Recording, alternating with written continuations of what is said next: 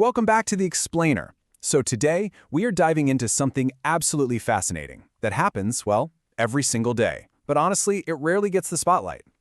I'm talking about that weird little space between just saying hello to someone and actually having a full-blown conversation with them.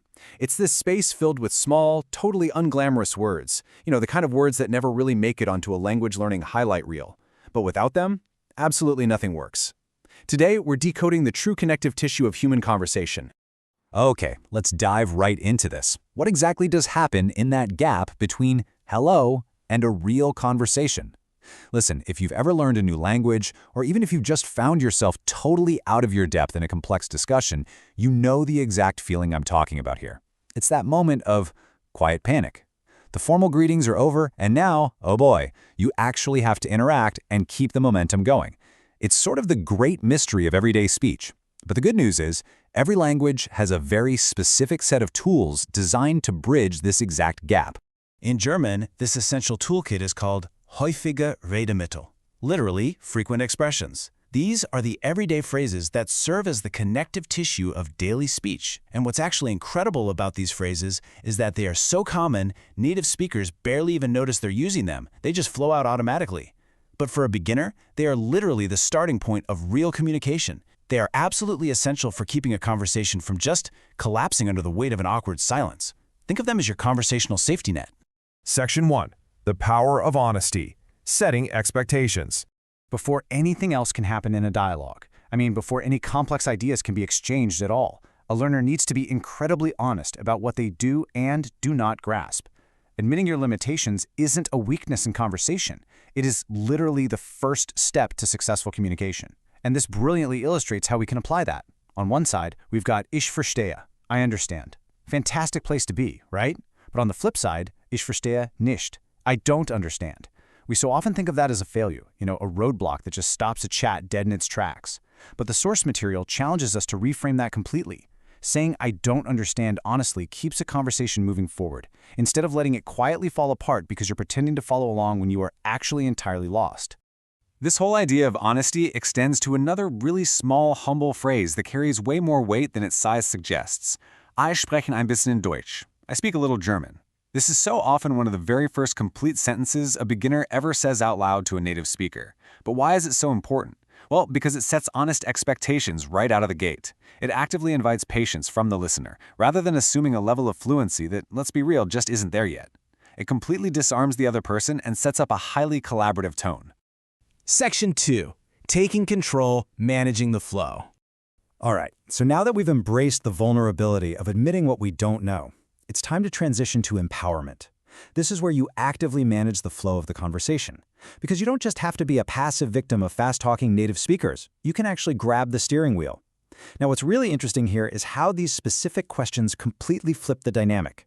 Take wie sagt man das auf Deutsch? How do you say that in German? This single question turns a passive listener into a totally active participant. You are reaching for new words on purpose, in real time, right in front of a real person. And then there's was bedeutet das? What does that mean? This little phrase lets you pull a word's meaning directly out of the conversation, rather than, waiting to look it up in a dictionary later and losing the magic of the moment entirely. Next up in our active toolkit are two crucial steps for managing speed, which is usually a learner's absolute biggest enemy. Step 1. Können Sie das bitte wiederholen? Can you please repeat that? And step 2. Bitte langsamer. Slower, please. These are highly functional, clear, and super polite requests that buy a beginner exactly what they need most in those early weeks: a second chance. A second chance to catch a word that just flew by way too fast. And the amazing thing noted in our source material is that nearly every native speaker responds to this with true patience and genuine warmth. Honestly, people want to help when they see you actively trying to engage with them. Which brings us to a phrase you will inevitably need in a moment of quiet panic. Ich weiß nicht. I don't know. Now, it sounds like an admission of defeat, doesn't it? Like you're just giving up. But actually, scratch that, it's the exact opposite.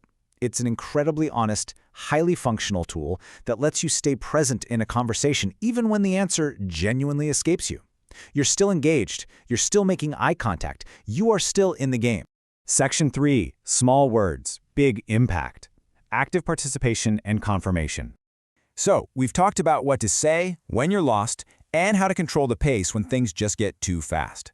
Now let's look at the tiny words that reward both speakers with a really satisfying sense of mutual understanding. These are your quick connectors. First up, Kein Problem, no problem. This smoothly paves over a small mistake or a minor inconvenience with barely any effort at all. It just keeps the mood light. Next, Natürlich, of course. This allows you to answer a request warmly and without hesitation, which is huge for building rapport. And finally, Genau, exactly. This has practically become one of the most beloved words in casual spoken German. It's a quick, incredibly satisfying way to confirm that two people have truly understood each other. It is literally the ultimate linguistic high five. Section 4. The secret to fluency, building the scaffolding. This all leads us to a beautifully simple conclusion for today's explainer. If we step back and look at all of the phrases we've just unpacked, from admitting you don't know something, to asking someone to slow down, to quickly confirming an idea, you might notice something missing. And that glaring omission is actually the true secret to fluency. So the crucial point is this. Fluency begins with courage and patience, not perfect grammar. Seriously, none of the phrases we discussed today require complex verb conjugation tables. None of them require complicated case endings or a master's degree in syntax. The actual scaffolding that holds up every real conversation is just two people meeting each other halfway, one small functional phrase at a time. The polite requests, the honest admissions of confusion, those tiny words of confirmation, that is what real communication is actually made of. Which brings me to a final question for you to ponder today. Are you ready to meet halfway in your next conversation? I really hope this explainer has empowered you to see those gaps in conversation, not as terrifying moments of panic, but as distinct opportunities. Opportunities to use your connective tissue toolkit. Remember, you absolutely do not need perfect grammar to start connecting with someone. You just need the right scaffolding. Whenever you're ready to take that step, the next lesson is waiting. Thanks so much for diving into this with me, and I'll catch you in the next explainer.